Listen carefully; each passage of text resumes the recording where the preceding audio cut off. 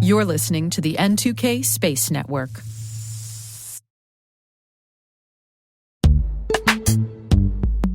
Imagine a world where you're always one step ahead of cyber threats, where your defenses are impenetrable because you see what others don't.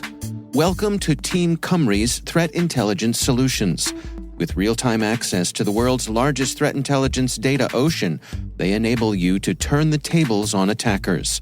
Transform your security from reactive to proactive through accelerated threat hunting and incident response, made possible through automation. Empower your team with visibility and insights to start defending your organization like never before. Team Cymru. Be the hunter, not the hunted. Learn more at team-cymru.com/cyberwire. That's team-cymru.com/cyberwire.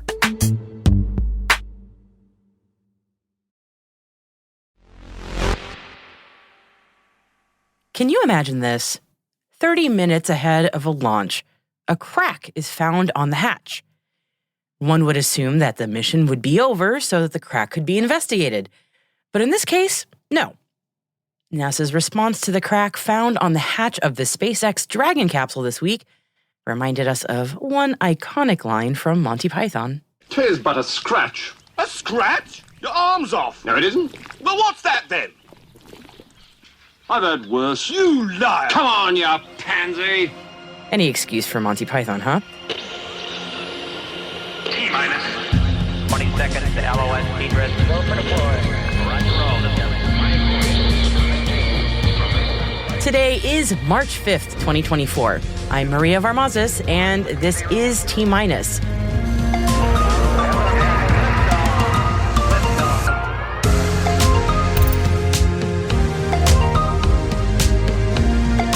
NASA's SpaceX Crew 8 reaches the ISS. SpaceX's Transporter 10 mission carries 53 payloads to LEO. Terran Orbital wins a $15.2 million contract from AFRL. And our guest today is John Thompson. He'll be sharing his experience with mentoring student rocketry teams and the NASA Spaceflight Challenge. Stay with us.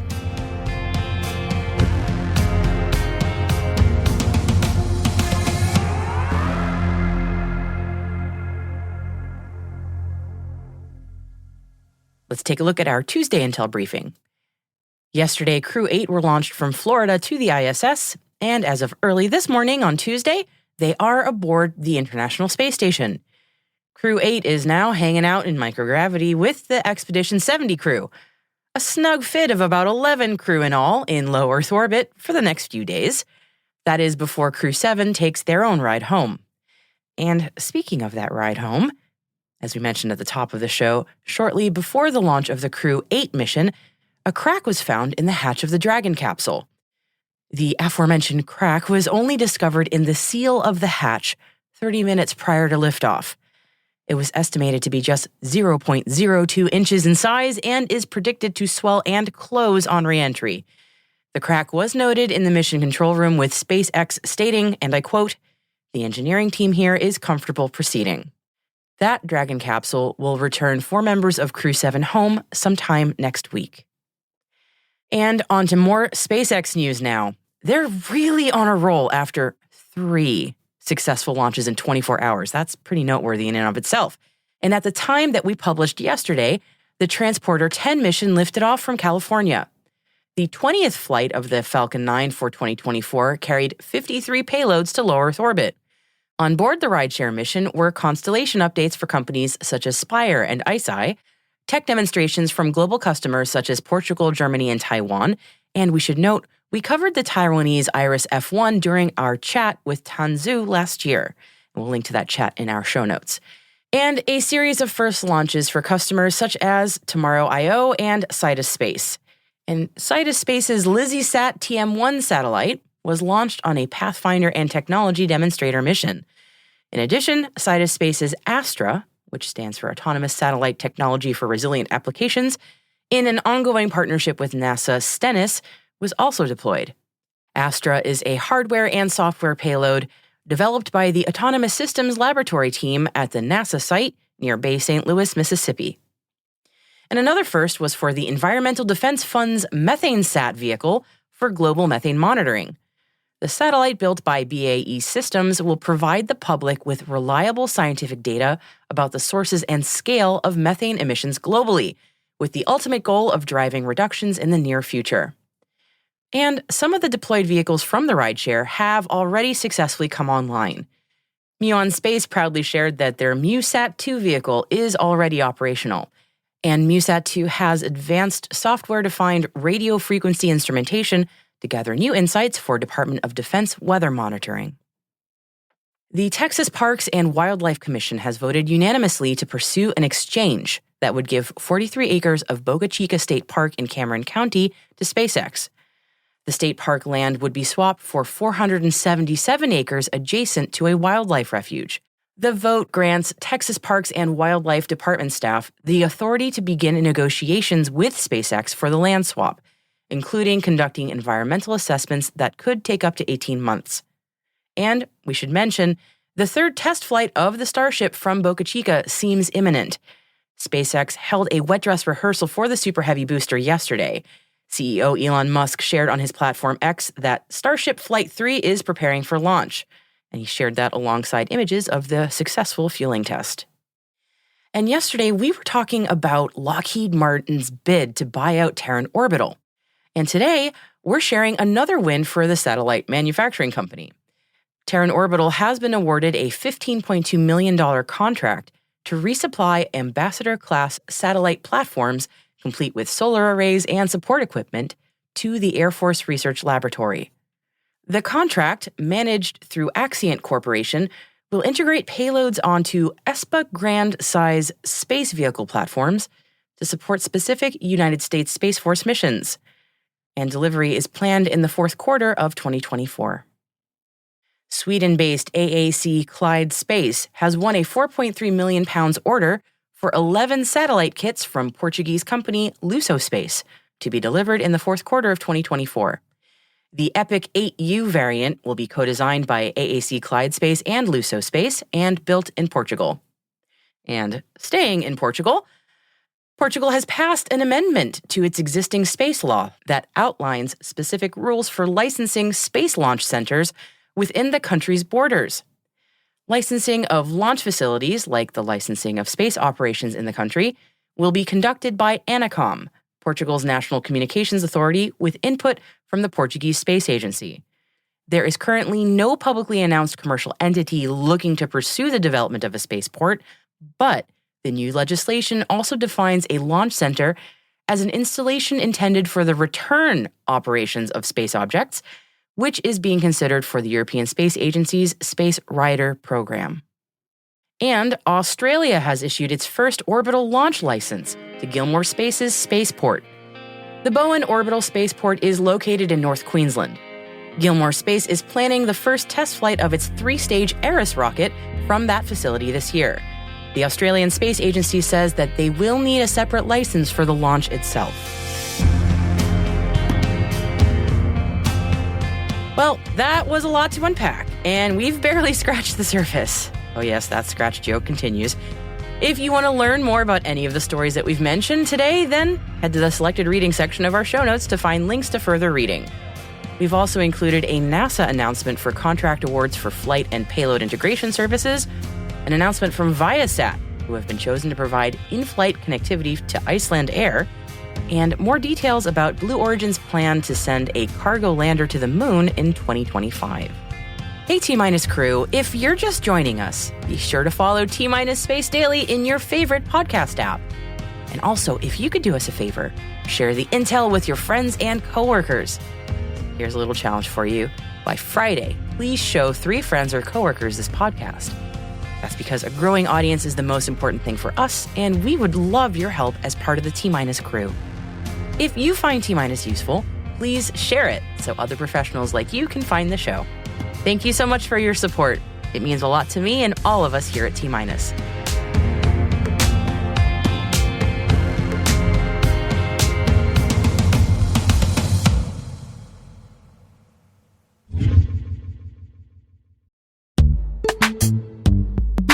This episode is brought to you by Palo Alto Networks, the leader in cybersecurity. As AI-driven attacks increase, organizations can't afford to have network security that's stuck in the past. Discover how Palo Alto Networks can help you predict what's coming and proactively secure against it with a zero-trust, AI-powered network security platform built to secure whatever, whenever, wherever. To learn more, visit paloaltonetworks.com/network security platform.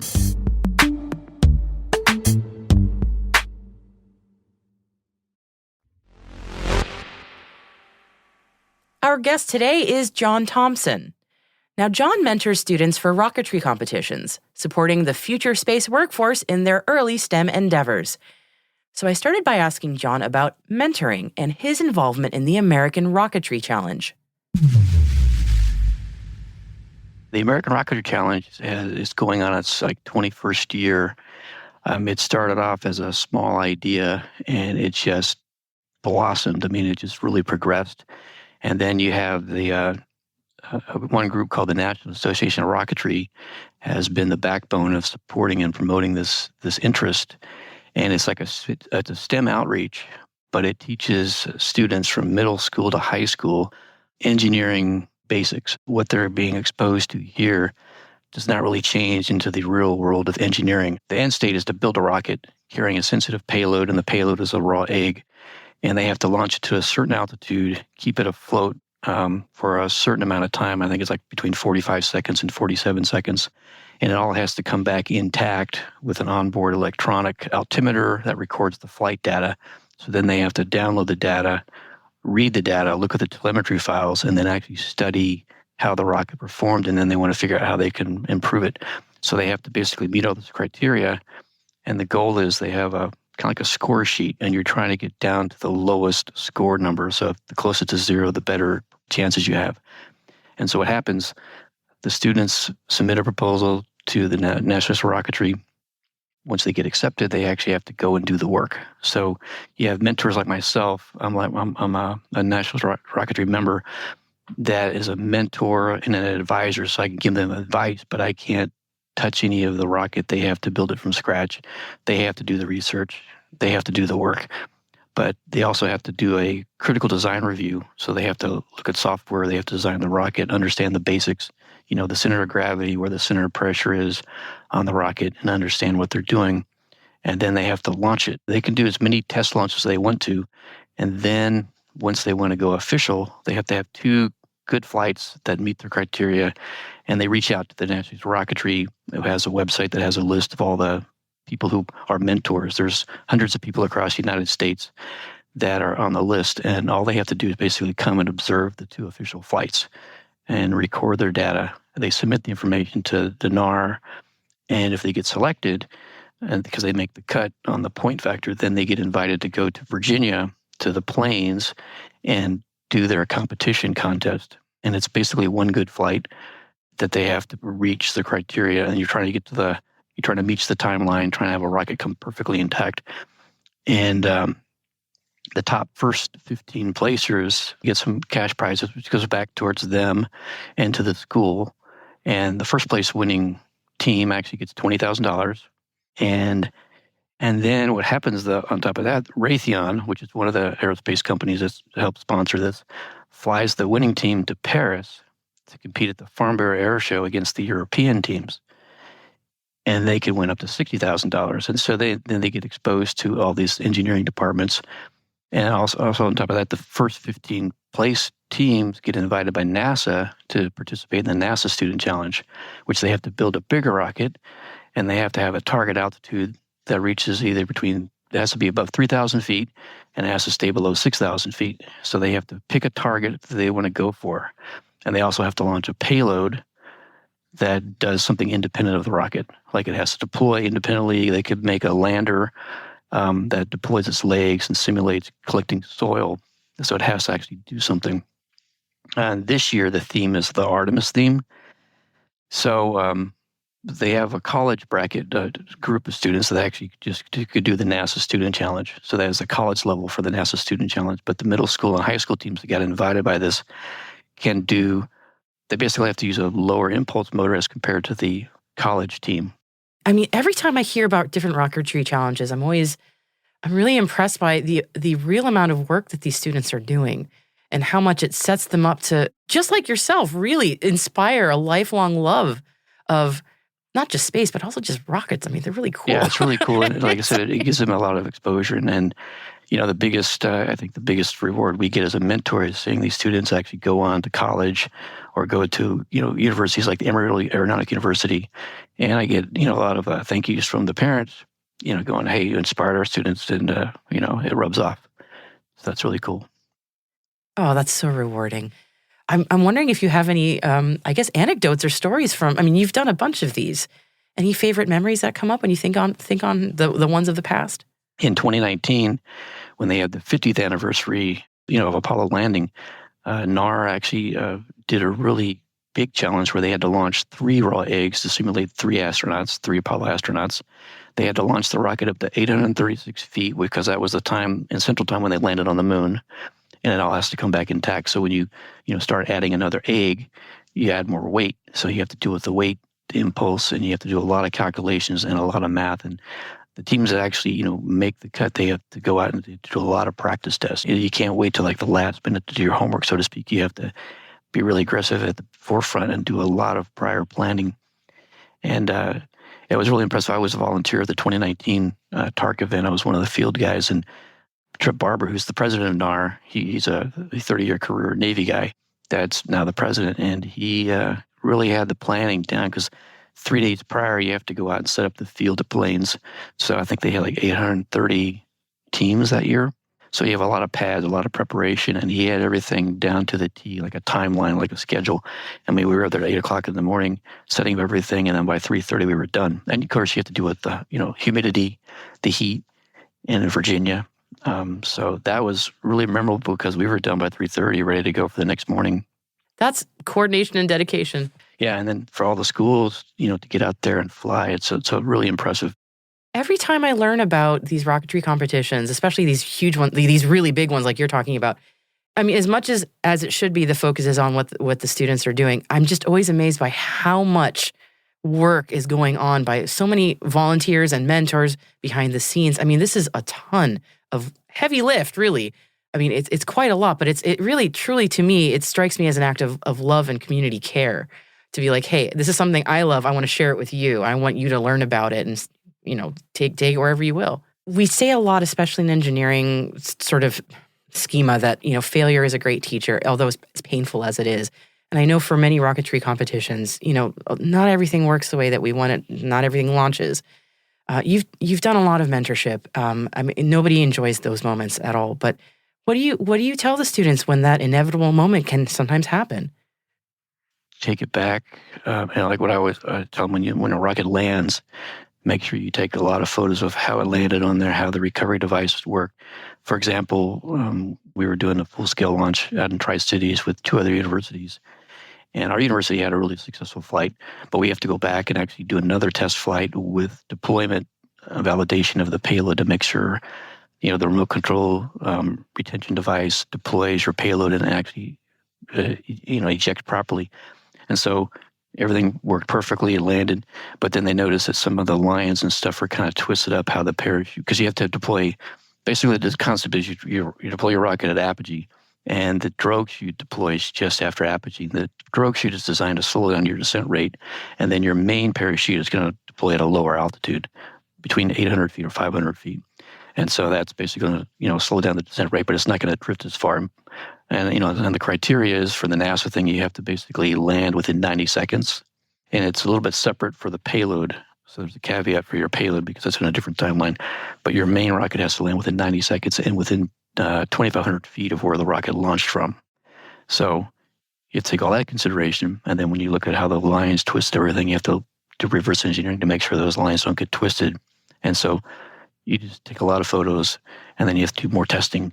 And then you can do, you know, some ground testing of the recovery devices. You know, I'm involved in that part of it where I do the safety thing. We make sure we find a good field. If we have to do any ground testing because energetics are involved, and then you videotape it and you watch it, and then you just do reverse analysis, reverse engineering, and try again, and then record it. And if you got it down to a good science, so to speak, that's what you're going to stick with. And, you have to have checklists. You have to have a pre-flight checklist, a post-flight checklist, because if your rocket lands and you have any kind of electronics, you got to make sure that the team that's involved with deactivating the electronics before the rocket gets picked up or so forth, you have to, all that is included. So that's what you do. That is the path to engineering excellence, honestly. John, I cannot tell you how much I appreciate you telling me all about all of these different rocketry competitions and all of the mentorship that you have done. Is there anything you want to leave the audience with or anything you want to let them know about that might be upcoming that you want to share? Yeah, in April, I think April 10th to the 12th, they have the Huntsville, Alabama, is where the NASA Student Challenge is going to be. And then in May is the month where they're doing the NAR, American Rocketry Challenge in Plains, Virginia.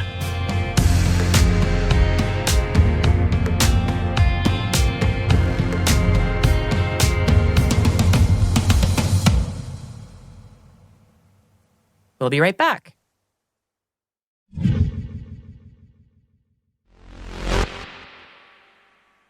Welcome back. It feels right after talking about mentoring students in rocketry and aerospace engineering to give a plug to the 6th annual Space Studies program of the International Space University, which will be returning to Houston, Texas this summer. Houston's Rice University and NASA's Johnson Space Center will welcome students to participate in tours, lectures, and hands-on activities with aerospace experts from June 8th to August 3rd, 2024. Yes, that would be 8 weeks of immersive space studies. The program aims to be educational and provide training covering both technical and non-technical aspects in an international, intercultural, and interdisciplinary environment. Over 200 participants, lecturers, professors, staff members, experts, and executives from the American and international space agencies and private companies from over 30 countries attend this event. And the program features a curriculum covering space exploration engineering, policy, business and management, and applications. Hands-on projects, workshops, and immersive learning experiences will provide students with networking opportunities with a global community of space enthusiasts. So, with all that said, I have just one question. Is it open to older students? Not that old, but just slightly older. I mean, I'm just asking for a friend, as this sounds like something all ages would enjoy. Okay, I am definitely talking about me. Pick me, Houston. I volunteer as tribute.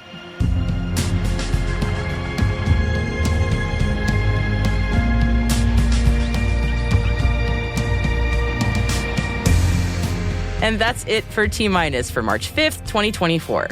For additional resources from today's report, check out our show notes at space.n2k.com.